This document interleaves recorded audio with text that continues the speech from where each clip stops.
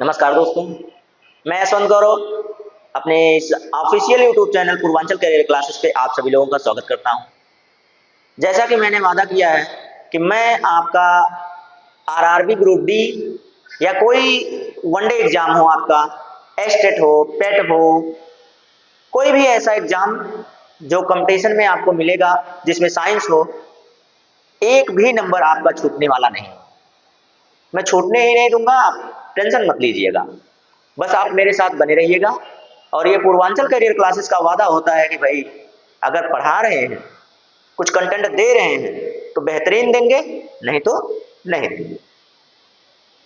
तो इसी दृढ़ संकल्प के साथ मैं आप लोगों के समक्ष उपस्थित रहता हूं। मैंने आपको पिछली कक्षा में पोषक तत्व पढ़ाए हैं, जिसमें कार्बोहाइड्रेट, प्रोटीन, वसा, मिनरल्स आते हैं। प्रोटीन्स आपके हो चुके हैं, फैट आपके हो चुके हैं, बचा जो पार्ट है वो है कार्बोहाइड्रेट्स का।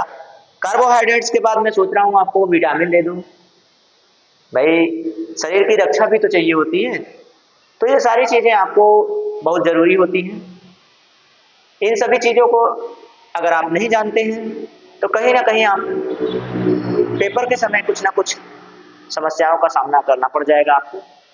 तो आइए शुरू किया जाए दोस्त, बहुत ज़्यादा देरी ना करते हुए, आपका समय जाया नहीं करेंगे। चलिए, तो आज की टॉपिक हमने जो आपको बताया है वो क्या है, आपने सुना ना क्या है? कार्बोहाइड्रेट।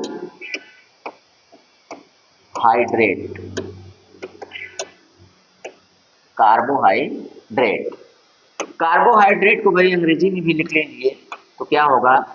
कार्बोहाइड्रेट।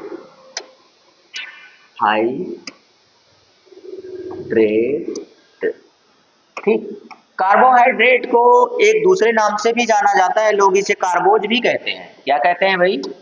लोग इसे कार्बोज भी कहते हैं। ठीक है, क्या कहते हैं भाई? लीजिए, ये भी देख ही लीजिए आप लोग, कार्बोज भी कहते हैं इसको ना। तो चाहे आप कार्बोहाइड्रेट्स कहिए चाहे कार्बोज कहिए, कार्बोहाइड्रेट का जो संगठन होता है, मतलब किन किन चीजों से मिलकर कार्बोहाइड्रेट का निर्माण होता है, उसको देख लेते हैं। तो किन किन चीजों से मिलकर होता है भाई? आप लोगों को कुछ तो अंदाजा होगा ही। संगठन, कार्बोहाइड्रेट का संगठन। संगठन का मतलब किन किन चीजों से मिलकर बना हुआ है। तो इसमें कार्बन होता है, हाइड्रोजन होता है और ऑक्सीजन होता है। इन्हीं का निश्चित रूप ही कार्बोहाइड्रेट्स का निर्माण करता है। अब अगर आपको पहचानना है कि भाई कार्बोहाइड्रेट्स को हम पहचानेंगे कैसे, उनका रासायनिक संगठन मिल गया, हम लोगों को रासायनिक सूत्र मिल गया, तो हम पहचानेंगे कैसे कि कार्बोहाइड्रेट्स? तो बहुत अच्छा सा तरीका है भाई कि ये जो कार्बोहाइड्रेट्स होता है ना, ये जो पीछे की चीजें हैं, ये यानी कि हाइड्रोजन और ऑक्सीजन इसी क्रम में मिलेगा, इसी सीक्वेंस में मिलेगा आपको।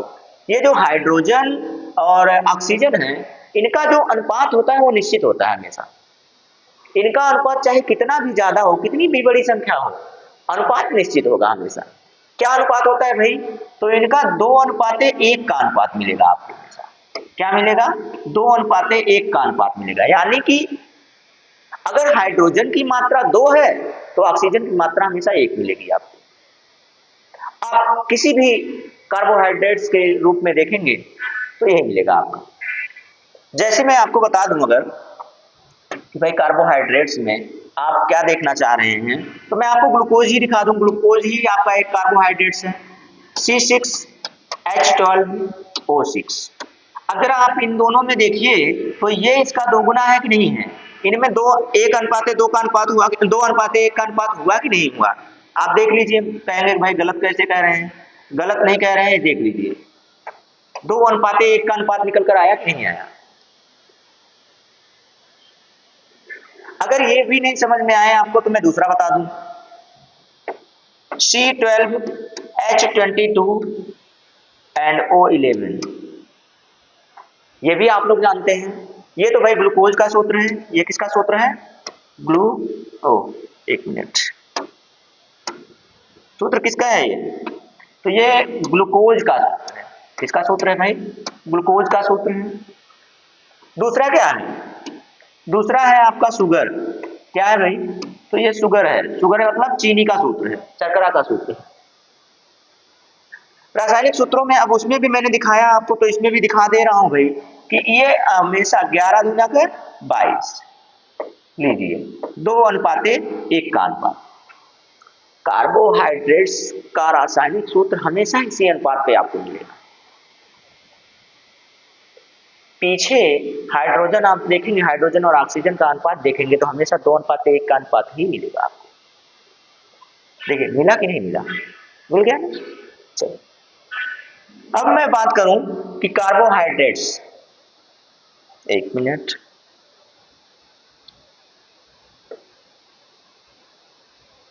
कार्बोहाइड्रेट्स का पाचन हमारे शरीर में कहां से शुरू होता है? कार्बोहाइड्रेट्स का पाचन हमारे शरीर में कहां से शुरू होता है, ये जानना आपके लिए बहुत जरूरी है। क्योंकि सबका पाचन तो हमारे पेट से शुरू होता है, पेट में जाने के बाद होता है सभी भोजन का, सभी पोषक तत्वों का।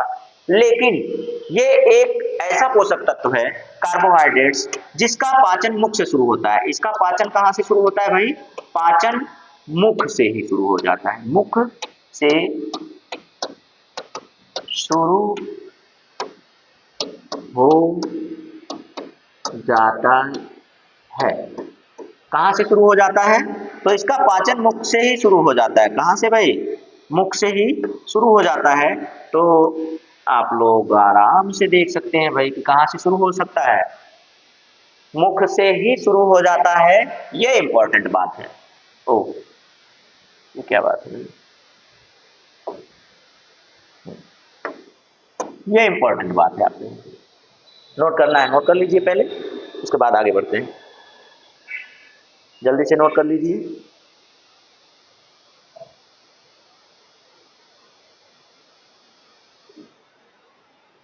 चलिए ये हो गया। कार्बोहाइड्रेट्स का कार्य क्या होता है भाई?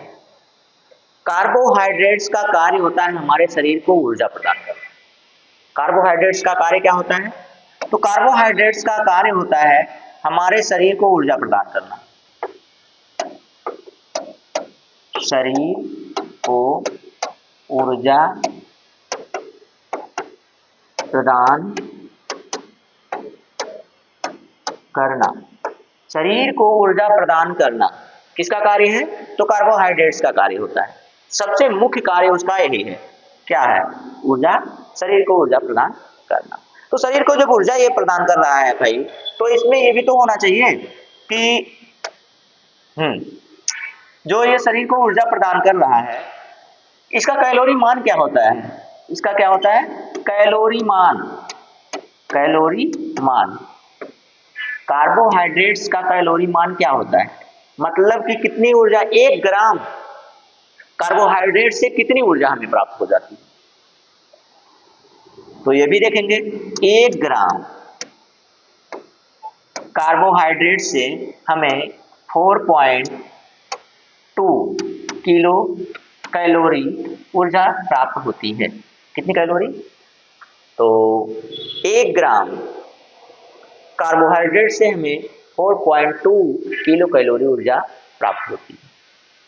इसकी दैनिक आवश्यकता कितनी होती है भाई? एक स्वस्थ मनुष्य को इसकी दैनिक आवश्यकता कितनी होती है? एक स्वस्थ मनुष्य के लिए, एक स्वस्थ मनुष्य को दैनिक जीवन में कितने कार्बोहाइड्रेट्स की आवश्यकता होती है? कितने ग्राम, कितना कार्बोहाइड्रेट्स क्या लिख दें? कार्बोहाइड्रेट्स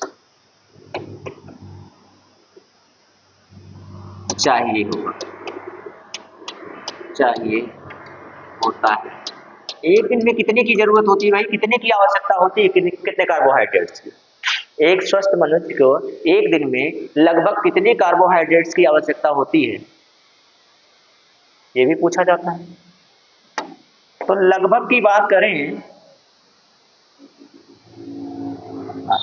तो लगभग की बात करें ना, लगभग कितने की आवश्यकता होती है भाई? तो लगभग ये आवश्यकता जो होती है आपकी, कहीं कहीं आपको 350 ग्राम मिल जाएगा, 350 ग्राम मिल जाएगा से 500 ग्राम तक, से कितना, तो 500 ग्राम तक आवश्यकता होती है, दैनिक आवश्यकता होती है। और शरीर को कार्बोहाइड्रेट दिन, अच्छा एक बात ये बताइए, वो छोड़िए, एक दिन में जो 100% हम लोग एनर्जी लेते हैं, एक दिन में जो हमारे शरीर को 100% एनर्जी चाहिए होती है, उसमें कार्बोहाइड्रेट्स का कितना भाग होता है, जरा बता दीजिएगा।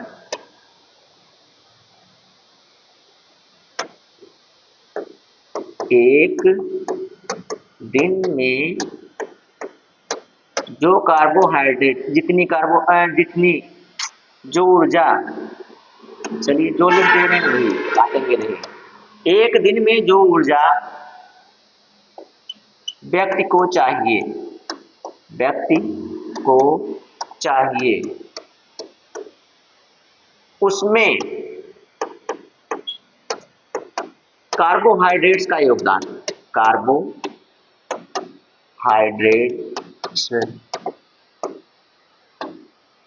का योगदान कितना होता है, जरा बताइएगा तो, कितना होता है इसका परसेंटेज, कितनी आवश्यकता होती है? 100% मान लीजिए, किसी भी कोई भी चीज होती है 100% होती है, 100% ऊर्जा है एक दिन के लिए। अब उसमें कार्बोहाइड्रेट्स की कितना योगदान होता है कार्बोहाइड्रेट्स का, तो लगभग 60 से आपको 70%, 60 से 70% ऊर्जा सिर्फ और सिर्फ कार्बोहाइड्रेट से मिल जाती है आपके शरीर को। किसी इंसान को कार्बोहाइड्रेट से लगभग दिन का 60 से 70% ऊर्जा मिलता है, यानी कि सर्वाधिक ऊर्जा कौन देता है हमारे शरीर को। अब देखिए एक एक पॉइंट जो मैं लिख रहा हूं ना, ये बहुत ही महत्वपूर्ण है भाई। अगर आपको ऐसा लगता है कि महत्वपूर्ण नहीं है तो आप स्किप कर सकते हैं, लेकिन जो पॉइंट मैं लिख रहा हूं ये आपके लिए बहुत ही ज्यादा आवश्यक है। ये हो गया कि एक दिन में कितनी आवश्यकता होती है, फिर मैं पॉइंट ही भूल गई कि क्या सोच रहा था मैं, आपको क्या बताऊं। हाँ, सर्वाधिक बताने जा रहा था ना, यही होता है, सर्वाधिक ऊर्जा देने वाला स्रोत, पोषक तत्व या स्रोत, एक दिन में की बात करें, दैनिक में बात करें तो कौन है वो, आपका कार्बोहाइड्रेट। कार्बोहाइड्रेट्स मानिए कि हमारा पूरा का पूरा भोजन है, 70 से 80 मतलब 60 से 70% तो ऊर्जा देता है, तो बताइए 30% जो बचा उसमें आपका आ गया प्रोटीन, आ गया फैट, आ गया प्रोटीन और फैट, मतलब कि वसा 30% में है। लेकिन ये एक दिन में सबसे ज्यादा ऊर्जा देने वाला कौन है, तो कार्बोहाइड्रेट्स, ठीक है। इंस्टेंट एनर्जी का स्रोत है ये, क्या है, कार्बोहाइड्रेट्स जो होता है ना, ये इंस्टेंट एनर्जी का स्रोत है, तुरंत ऊर्जा देने वाला, तुरंत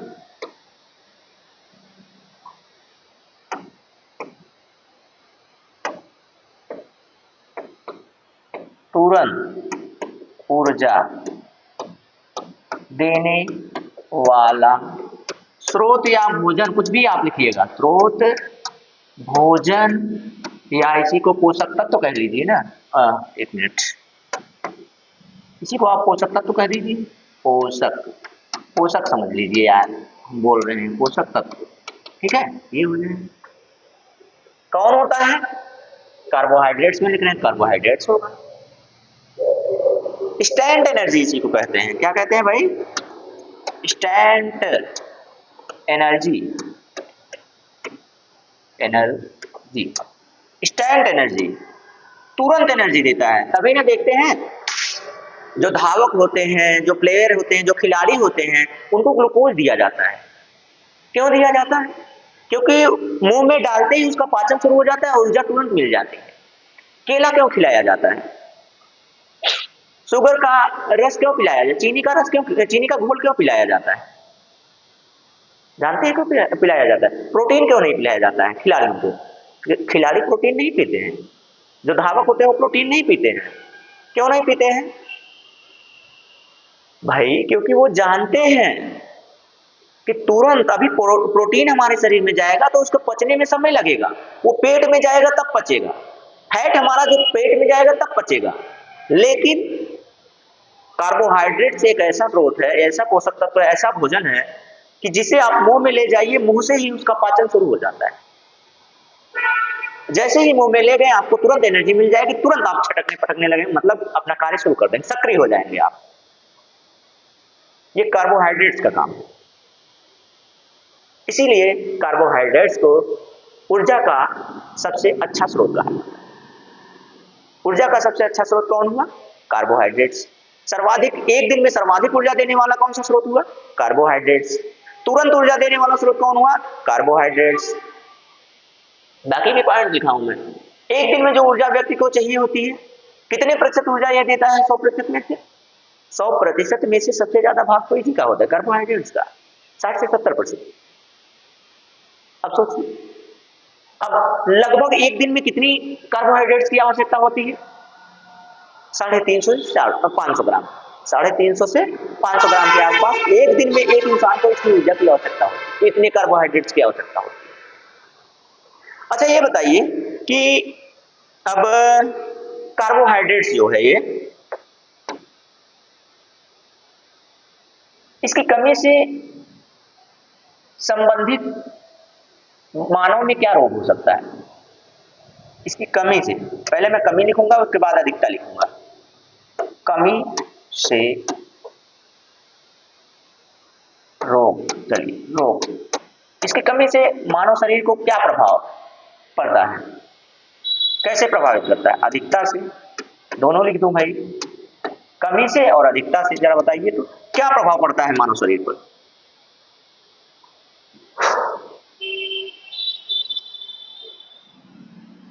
कमी से क्या होता है?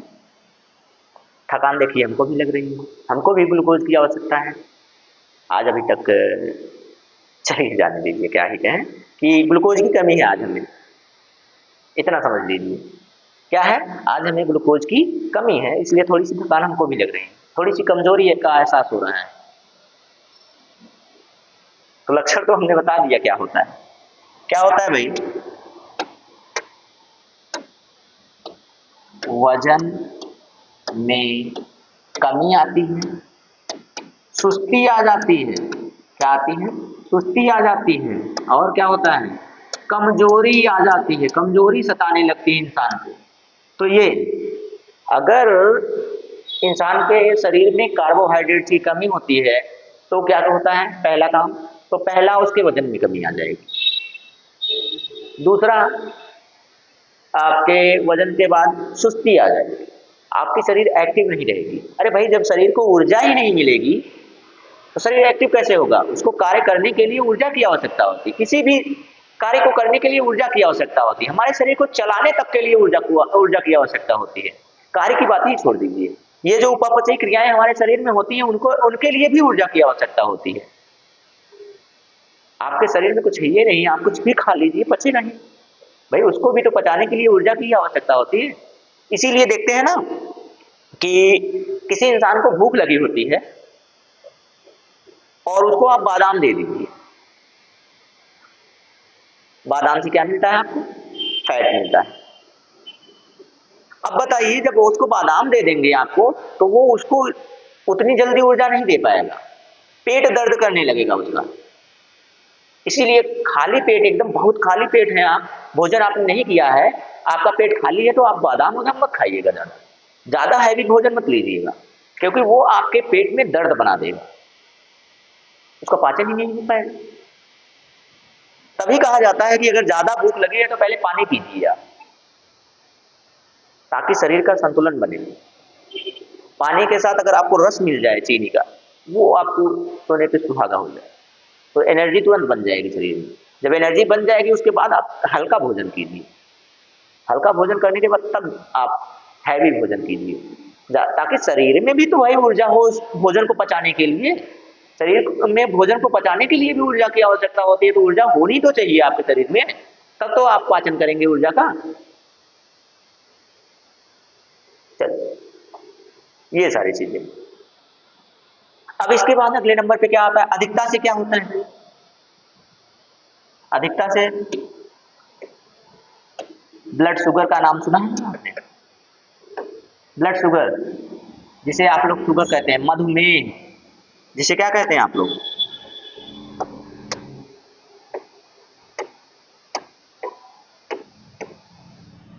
मधुमेह। इसकी अधिकता से क्या हो जाता है, मधुमेह हो जाता है। क्या हो जाता है, मधुमेह हो जाता है। और क्या होता है भाई, वजन बढ़ जाता है, मोटापा आ जाता है। वजन नहीं है भाई, वजन बढ़ जाता है, वजन बढ़ जाता है ना। और क्या होता है, वजन बढ़ जाता है, मोटापा आ जाता है। लेकिन जब शुगर होता है ना, तो ये आपको गला के खत्म कर देता है। बहुत भयानक बीमारी है ये, होती सब में है। जिसमें बढ़ गई तो समझ लो कि उसे, जिसमें बढ़ गई उसको घटा देगी, मधुमेह यानी कि शुगर। ठीक है, ये अधिकता से हो गया रोग। और इतनी सारी चीजें मैंने आपको बताई शुगर के बारे, कार्बोहाइड्रेट्स के बारे में। ठीक है, तो इतनी सारी बातें मैंने बताया, इससे अधिक कुछ आपसे पूछेगा नहीं। अब मैं चलता हूं कि जो ये कार्बोहाइड्रेट्स है इसके प्रकार क्या होते हैं। कार्बोहाइड्रेट्स के प्रकार, कार्बोहाइड्रेट्स,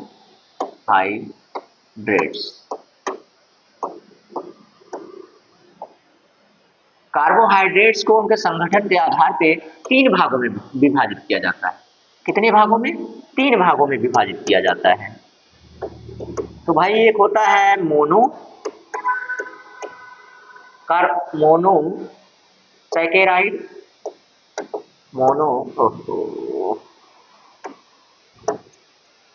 क्या होता है, एक होता है मोनोसैकेराइड, सैकेराइड।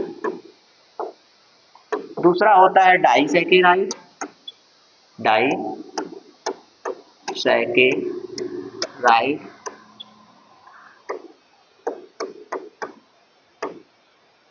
और तीसरा होता है आपका मोनोसैकेराइड, डाइसैकेराइड, और तीसरा क्या हो जाएगा, तो तीसरा हो जाएगा आपका पॉलीसैकेराइड। क्या हो जाएगा मेरे दोस्त, तो पॉलीसैकेराइड। ठीक, ये हो। अब इन तीनों में अंतर क्या है फिर, आपने सुना होगा मोनो का मतलब एक होता है, एकल। डाई का मतलब होता है डबल, डाई का मतलब क्या होता है, डबल, दो। और पॉली का मतलब होता है बहुलक, पॉली का मतलब क्या होता है, बहुलता। इसमें एक, इसमें दो, और इसमें क्या होती है, बहुलता। इसमें क्या होती है, बहुलता पाई जाती है, इसमें बहुलता पाई जाती है। मतलब एक, दो से अधिक, 2+। अब 2+ में चाहे जितना कर दें, ठीक है। 2+, कितने प्रकार के हो गए, तो कार्बोहाइड्रेट्स जो होता है वो 3 प्रकार का होता है। संगठन के आधार पे इसे बांटा जाता है, इसकी संयुक्तता के आधार पे। एक होता है मोनोसैकेराइड, दूसरा क्या होता है, तो दूसरा होता है डाइसैकेराइड, तीसरा होता है पॉलीसैकेराइड। ठीक है, एक दो बार आप रिपीट कर लेंगे तो आपको याद हो जाएगा। बहुत ज्यादा इसमें ट्रिक लगाने की कोई जरूरत नहीं है। ट्रिक लगाने से ये होता है, जानते हैं, जितने जल्दी आप ट्रिक लगा के याद करते हैं उतने जल्दी वो भूल जाता है। तो ट्रिक व्रिक के चक्कर में बहुत ज़्यादा ना पढ़ा कीजिए। आप कोई भी चीज़ पढ़ा कीजिए तो विस्तार तरीके से पढ़ा कीजिए, और विस्तार तरीके से ये देखो मोनोसैकेराइड, मोना नहीं यार, मोनो है, तभी आप लोग हंस रहे थे क्या? मोनोसैकेराइड, डाइसैकेराइड, पॉलीसैकेराइड, तीनों अगर हो गया है तो मैं एक एक के बारे में बताना चाहूंगा। मोनोसैकेराइड, मोनोसैकेराइड में कौन कौन से पदार्थ आते हैं, किससे मिलता है, और ये होता क्या है, ये होता क्या है भाई, तो इसके बारे में आपको जानना चाहिए। मोनोसैकेराइड, मोनोसैकेराइड में पहले आपको मैंने देखिए नोट किया हुआ है, तो ये क्या है, ये है आपका कौन सा कलर ले लें भाई, ये हरा कलर ले लेते, ये फ्रैक्टोज। अब इसे फ्रक्टोज भी लिखा मिलेगा ना, फ्रक्टोज फ्रैक्टोज, फ्रक्टोज फ्रैक्टोज दोनों लिखा मिलता है। फ्रक्टोज जो होता है वो फलों में पाया जाता है, किसमें पाया जाता है भाई, तो फलों में पाया जाने वाला, फा से फल, फा से फ्रक्टोज, फा से फल, फा से फ्रक्टोज। शहद में मीठापन किसके कारण होता है, फ्रैक्टोज के कारण होता है। अब ये मोनो का क्या मतलब हुआ, तो भाई मोनो का ये मतलब होता है हमारा शरीर जो होता है ना, वो मोनोसैकेराइड जो होते हैं यानी ग्लूकोज के द्वारा हमारा शरीर ऊर्जा प्राप्त करता है। अगर उसके संगठन या उससे अधिक जटिलता मिल गई, उसको सरल रूप में लेता है, सरल रूप में कौन है, मोनोसैकेराइड। ये सैकेराइड का यानी कि कार्बोहाइड्रेट्स का सरल रूप है, कार्बोहाइड्रेट का कौन सा रूप है, तो ये सरल रूप है, इससे ज्यादा ये टूटेगा नहीं। इससे ज्यादा जब टूटेगा नहीं तो इसके बाद हमारे शरीर को तुरंत ऊर्जा मिल जाती है, इसके बाद हमारे शरीर को तुरंत क्या हो जाती है, ऊर्जा मिल जाती है, ठीक है। जब इसके बाद हमारे शरीर को ऊर्जा मिल जाती है तो आप देख लीजिए, यानी कि इसको जैसे ही खाएंगे तुरंत ऊर्जा मिलेगी। कहाँ पाया जाता है, फलों में। फ्रक्टोज, फ्रक्टोज मोनोसैकेराइड है जिसको अगर हम खाते हैं तो तुरंत हमें ऊर्जा मिल जाएगी। किसमें पाया जाता है, फलों में पाया जाता है। किसमें भाई, तो फलों में। अब फलों में पाया जाता है तो आप सीधी सीधी बात देखिए, तो शहद में मीठापन किसके कारण होता है, फ्रैक्टोज के कारण। प्रश्न यहीं से बनते हैं, मोस्ट इंपॉर्टेंट, मोस्ट आईएमपी।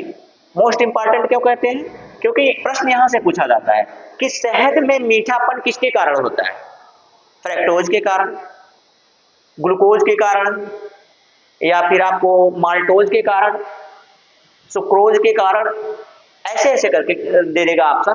तो आपका ऑप्शन होगा फ्रैक्टोज के कारण। किसके कारण, फ्रैक्टोज के कारण।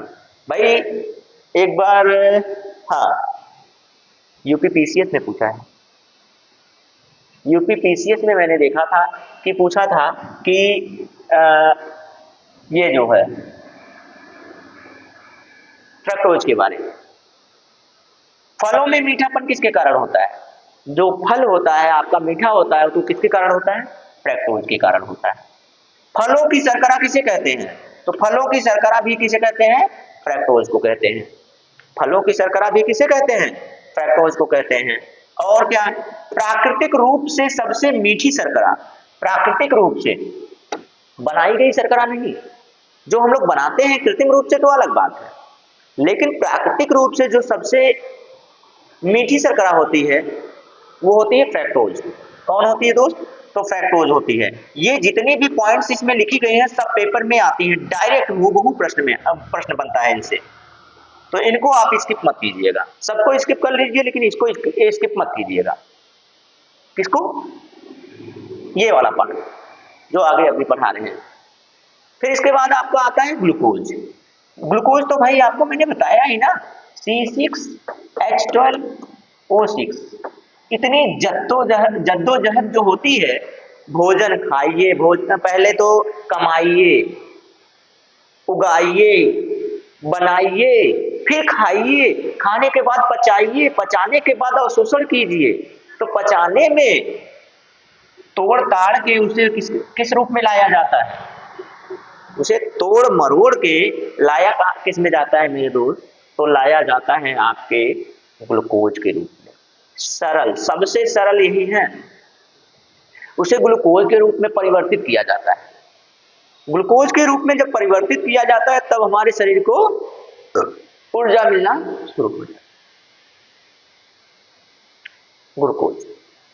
अब बताइए, ये जो ग्लूकोज है, ग्लूकोज को ही कार्बोहाइड्रेट्स की इकाई कहते हैं। कार्बोहाइड्रेट्स की इकाई कैसे कहते हैं भाई? कार्बोहाइड्रेट्स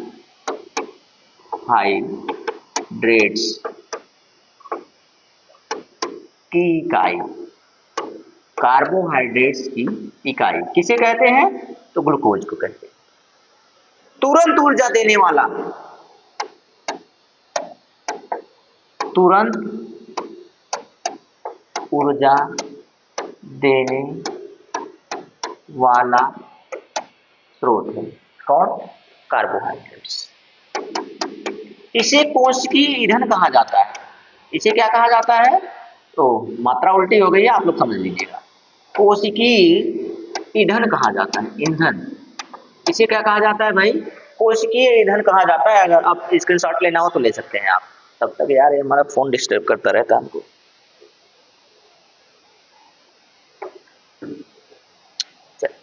इतना हो गया, कोशिकीय ईंधन कहते हैं। इसे मक्के की शर्करा भी कहते हैं। इसे क्या कहते हैं भाई? मक्के की शर्करा। इसे अंगूर की भी शर्करा कहते हैं। क्या कहते हैं भाई? अंगूर की भी शर्करा कहते हैं। अंगूर की शर्करा भी कहते हैं। किसे? आपके मक्के की शर्करा, अंगूर की शर्करा। ये जो सारा चीज लिखे हैं हम, कोशिकीय ईंधन क्यों कहते हैं? कोशिका को भी ये ऊर्जा प्रदान करता है। और क्या है भाई? और क्या चीजें हैं?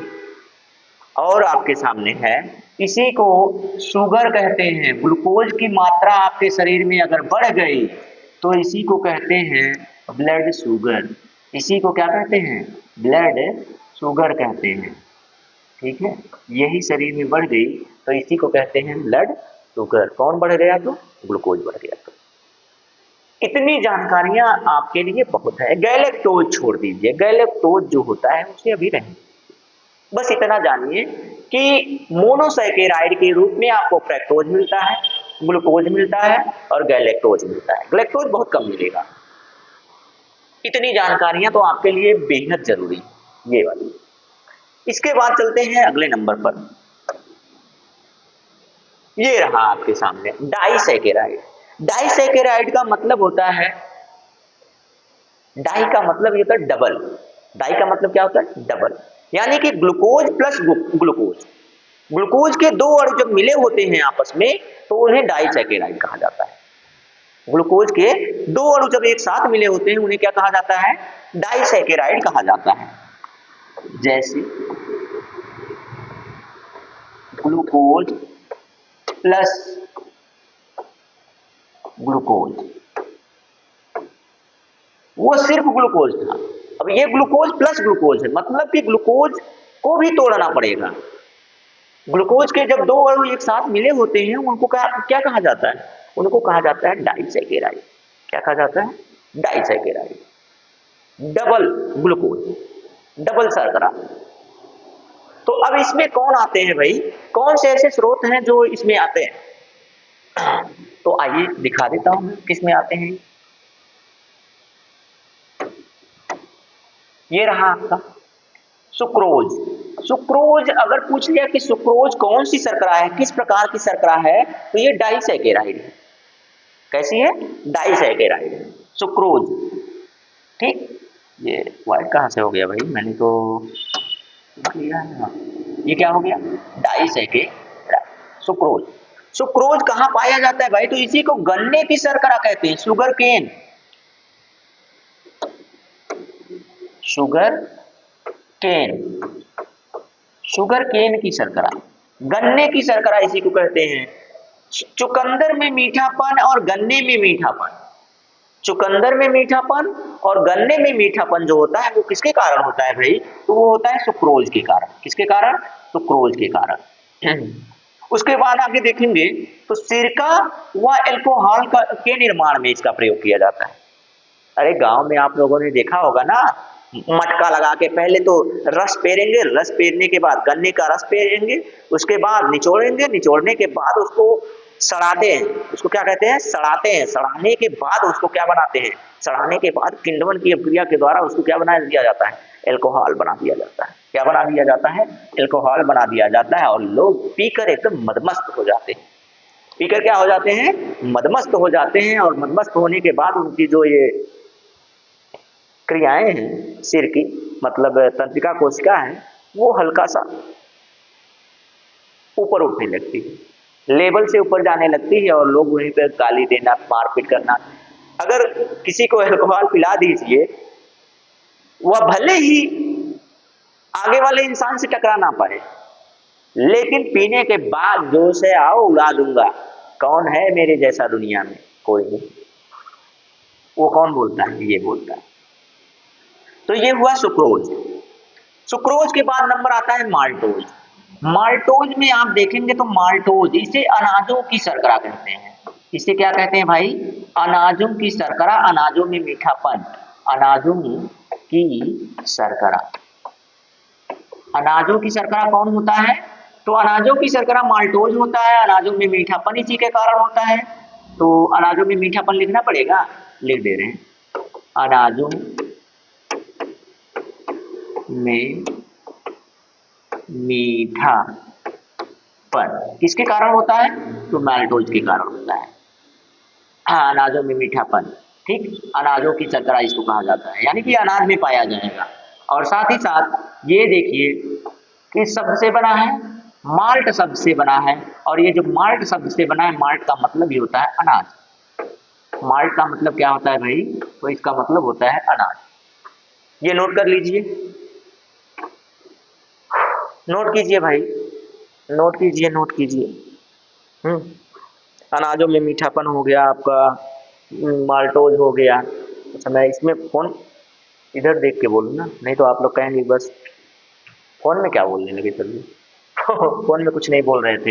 ये देखिए लैक्टोज, दूध। लैक्टोज किसमें पाया जाता है, दूध में मीठापन। किसमें भाई, तो दूध में मीठापन किसके कारण होता है, तो ये होता है लैक्टोज के कारण। दूध की शर्करा कहिए या दूध में मीठापन कहिए, तो किसके कारण होता है, तो ये लैक्टोज के कारण होता है। ठीक है भाई, स्क्रीनशॉट कर सकते हैं आप लोग, ये आप लोगों के सामने। बहुत थोड़ी सी बात और बची है, उसको भी मैं समझा दे रहा हूँ। स्क्रीनशॉट हो चुका होगा, मैं जहाँ तक मैं समझ रहा हूँ। अब चलते हैं अगले पार्ट पे। तो आपका पार्ट तीसरा आता है पॉलीसैकेराइड। कौन सा सैकेराइड, तो पॉलीसैकेराइड। जो पॉलीसैकेराइड होता है भाई, तो इसका मतलब पॉली का मतलब होता है बहुलता। पॉली का मतलब ही होता है क्या, बहुलता। अब पॉली का मतलब बहुलता हो गया, तो मतलब 2 से प्लस हो जाएगा। 2 से क्या हो जाएगा, 2 प्लस।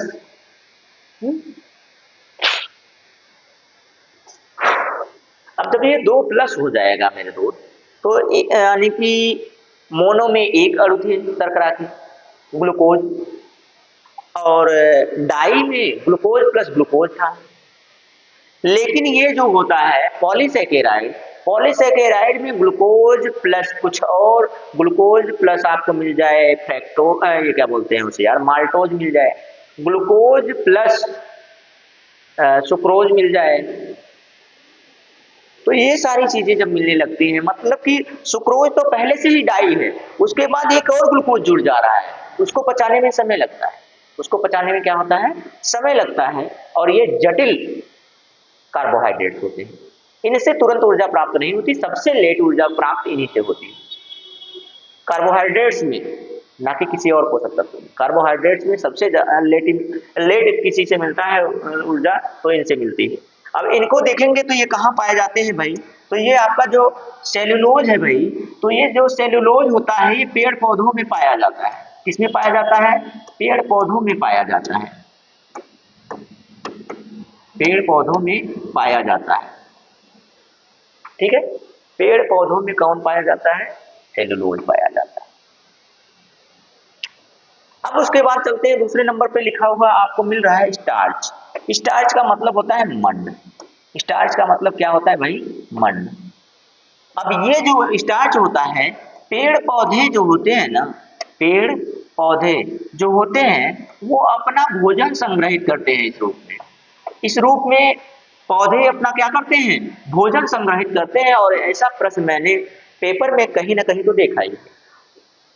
ऐसा प्रश्न आपको मिल ही जाएगा कहीं ना कहीं कि स्टार्च जो होता है, यानी कि पेड़ पौधे अपना भोजन किस रूप में संग्रहित करते हैं।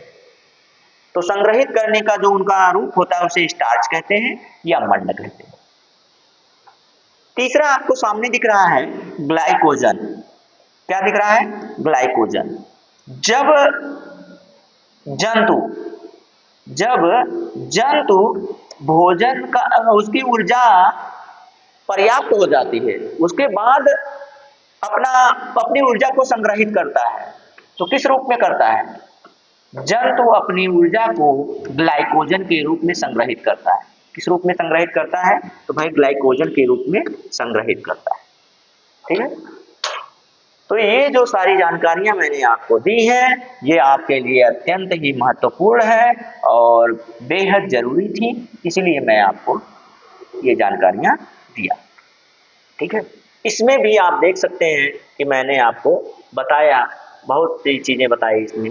देखिए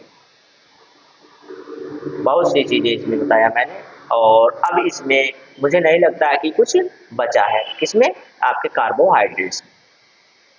कार्बोहाइड्रेट्स में आपके कुछ बचा है नहीं। अब कार्बोहाइड्रेट्स को कार्बोज भी कहते हैं। तो ये जो लेक्चर हुआ आज के लिए समाप्त हुआ दोस्त, और मुझे आशा नहीं पूर्ण विश्वास है कि आप लोग बहुत ही अच्छे तरीके से पढ़ रहे होंगे और अपनी सफलता के लिए एकदम जी जान से जुट चुके होंगे। तो ऐसे बेहतरीन कंटेंट अगर आपको चाहिए तो आप पूर्वांचल करियर क्लासेस को सब्सक्राइब कर लीजिए, लाइक कर लीजिए और अपने दोस्तों में शेयर कर दीजिए, क्योंकि ये जो क्लासेस हैं वो पूर्णतः फ्री है आपके लिए। तो दोस्त, मेहनत हमारी, सफलता आपकी। आज के लिए बस इतना ही। जय।